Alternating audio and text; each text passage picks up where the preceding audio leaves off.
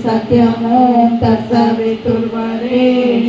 भर्गो देवस्य धीमहि धियो यो न प्रचोदयात्। ॐ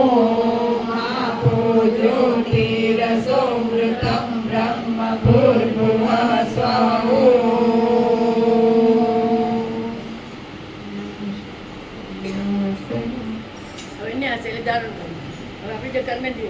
हाथ पर हाथ कान